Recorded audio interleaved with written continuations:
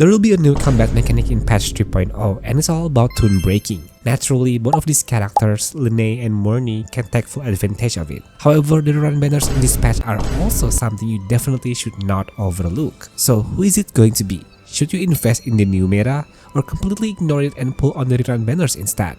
It might be a tough decision for some of you, but don't worry. In this video, I will try to help you decide which character is the best for you to pull by going over each of them, their character synergies, and a bit of their pros and cons. Hopefully by the end, you'll be able to decide whether you should pull or skip them entirely. Disclaimer, all of the information given in this video is purely based on my opinion, so feel free to disagree.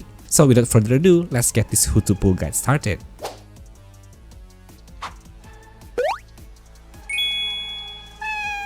LYNAE is a limited 5-star character with the Spectral attribute and uses pistols as her weapon, and she is actually quite flexible. The reason why LYNAE can be considered a highly flexible unit is that she does not only function as a main carry, but can also act as a secondary carry in the team, thanks to her ability to provide very strong buffs. For example, through her Resonance Liberation, LYNAE does not just attack enemies and deal spectral damage, but also provides the entire team with a 24% all damage bonus, which makes her very versatile and not restricted to just 1 or 2 attributes. These buffs also last for a very long duration, which is 30 seconds. On top of that, LYNAE's outro skill grants 15% all damage amplification and 25% Resonance Liberation damage amp to the next incoming resonator. This is actually a huge upgrade for Xiangliao teams, as he no longer has to rely on other characters with similar outros to LYNAE, such as Yinlin, Jianxin, or Changli. With LYNAE, Xiangliao gains a significant amount of damage amplification and bonuses thanks to her outro and ultimate. These buffs can also be applied consistently because of LYNAE's role in concerto efficiency,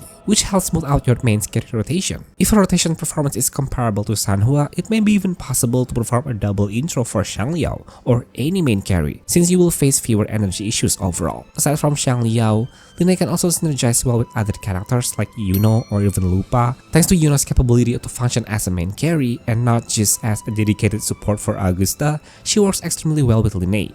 The same applies to Lupa, whose most popular team compositions usually revolve around mono fusion and a quick swap playstyle. However, if you have not completed her premium roster yet, LYNAE can help her shine. And don't forget, Queen Hua or God Hua here can help LYNAE become a strong main carry herself, as LYNAE greatly benefits from basic attack damage amplification.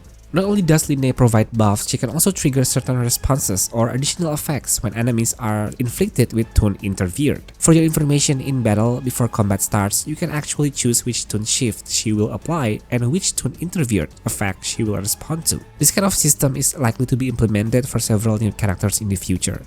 However, for now, it's fair to say that LYNAE is currently the only character who can apply these new types of debuffs, namely Toon Raptor Shift and Stain Shift. These debuffs are the core enablers for future characters who are designed to respond to toon interfered effects, allowing their kills to activate properly and provide value in combat. That said, it's also possible that other characters, such as Luke, Sigrika, and even the president of the academy, may gain the ability to apply toon shifting effects as well. If toon shifting is not exclusive to LYNAE, that would be great news, since you would not be forced to pull for her just to fully engage with this new combat mechanic. But if the opposite turns out to be true, then LYNAE becomes a very strong long-term investment, though this could understandably upset some players since not everyone is going to like her design or want to pull for her. At the moment, characters who truly rely on and benefit heavily from Resonance Liberation damage amp are still relatively limited. The only real main carries in this category are Xiangliao, Chalcalro, and Lupa. With LYNAE in the team, does she create the absolute best team for all 3 of them? Maybe yes, but maybe not. To fully take advantage of Toon Rapture and Toon Interfered mechanics, you need to consistently deal Toon Break damage, and that doesn't seem as easy or as efficient as it might sound on paper. This is where MORNYE becomes extremely important, as she can increase the enemy's off-toon build-up rate by 50%, resulting in faster and more frequent toon break triggers. So overall, LYNAE is a very strong and versatile character. If you are looking for an upgrade to Xiangliao teams or a new Spectral DPS who offers more flexibility than just being a main carry, LYNAE can be a great choice. And if you don't really care about the meta and simply like her, then she should be a high priority pull for your account. MORNYE is a really strong character. She is a limited 5-star unit with the fusion attribute and uses a broad blade as her weapon.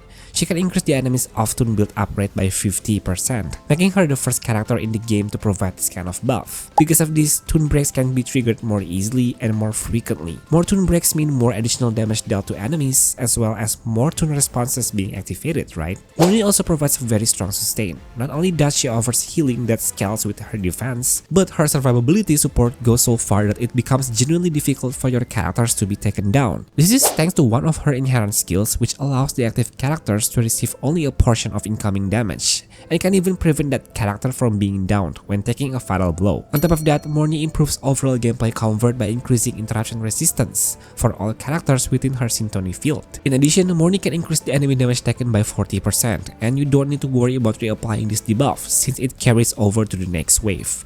This means you don't have to bother re-inflicting observation markers or interfered markers on new enemies. Her outro skill also provides 25% damage amplification, applies team-wide, and does not disappear even if you keep switching characters. Because she is a support character that provides general damage amplification, MORNYE can adjust well with almost all team compositions. Technically, she can fill the role where Shorekeeper is usually needed, although the overall value she provides may not be equal to, or could even be lower than Shorekeepers in some cases. That said, MORNYE offers something truly unique that no other support currently has: off-tune level build-up rate. With the new combat mechanics being introduced, a sustained unit like MORNYE may become more attractive to both veteran and new players. However, it's important to remember that despite MORNYE's extremely strong sustain and her 40% vulnerability debuff, this debuff will be inactive and essentially useless if your team does not include a unit that can apply Tune Rupture or Strength Shift. At the moment, only LYNAE has this kind of kit, meaning MORNYE's full potential is currently locked behind LYNAE's presence. Hopefully, future characters will also be able to apply Tune Shifting, making MORNYE's sustain role more flexible. Alternatively, you can pull for RC1. With RC1, her vulnerability debuff no longer requires Tune Rupture or Strength Shift to function, effectively turning her into a universal support. If you urgently need a new sustain unit that works right away, her pull priority becomes high. But if it's not emergency, you should generally prioritize Shorekeeper first, since MORNYE currently needs newer heroic characters, and one of them being LYNAE, to fully maximize her potential. In this case, MORNYE's pull priority sits at medium level. However, if you are really interested in the new tune mechanics and want to fully utilize them in combat, then MORNYE becomes a high priority pull. We have CARTETHYIA and CIACCONA rerunning in the first phase. CARTETHYIA is an arrow main DPS whose kit revolves around arrow erosion as her primary source of damage. She needs teammates who can actively inflict negative statuses, specifically erosion, to empower all of her attacks, especially her final blow, where she literally cuts the sea in half. That's why she desperately needs CIACCONA to function optimally. I can confidently say that this Bard lady is must-have if you are a CARTETHYIA main. Technically, you can run Sanhua for faster rotations and Arrow Rover as your sustain, as long as you can keep switching between her normal mode and Fleur-de-Lis mode right before launching her final blow. This works because CARTETHYIA's basic attack stage 4 and her skill can both apply erosion stacks. However, not all players enjoy this kind of complicated playstyle, and many prefer comfort over execution heavy rotations. On top of that, CARTETHYIA's damage scales with HP, which means her weapon options are quite limited, and she also heavily relies on her signature weapon. All of this make CARTETHYIA a rather expensive character to build. That said, if you manage to assemble her premium team, she can become an absolute monster in most endgame content. If you desperately need aero DPS, especially one that benefits from negative status buffs commonly found in endgame content, her pull priority is high. But if you are already doing well with Zani as your Frazzle-based negative status DPS, and Jian or even IUNO as your main aero carry, then CARTETHYIA's pull priority drops to medium. However, if you previously missed her signature weapon, this rerun is the perfect opportunity to grab it. Her signature weapon priority is high. She's an excellent unit, but in my honest opinion, her team is simply not cheap. As for CIACCONA, she's a support who excels at handling negative statuses, whether it's erosion or frazzle. This is because her ultimate can apply both erosion and frazzle. By default, her ultimate inflicts erosion, but you can switch it to apply frazzle instead. This allows her to synergize extremely well with Phoebe in Absolution mode as the main carry, as well as with Zani if you don't have Phoebe as a support. That said, Zani's damage won't increase significantly when paired with CIACCONA, since her outro primarily amplifies erosion damage, which is far more valuable for CARTETHYIA. This is why, as mentioned earlier, CIACCONA is essentially a must-have if your CARTETHYIA lacks a strong support. For CARTETHYIA mains, CIACCONA's pull priority is extremely high. However, if you plan to use her outside of negative status compositions, which is still technically viable thanks to the arrow damage bonus in her kit, her pull priority falls to medium to low. And in the second phase, we have Augusta and Yuno as the RERUN banners.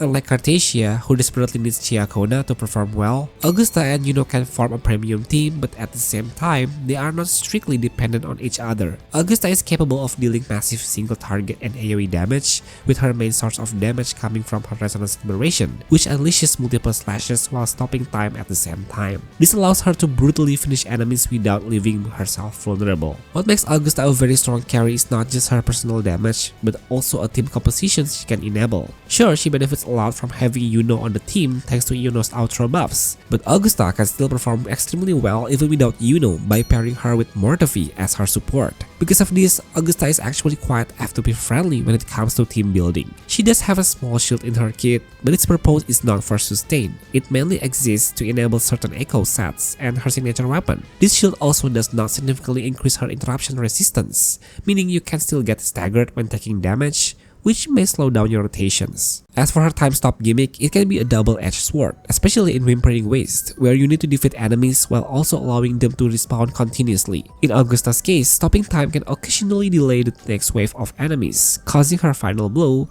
which deals a massive amount of damage to hit nothing at all. That said, Augusta still remains one of the best electro DPS characters in the game, and most importantly, her teams are very FTP friendly.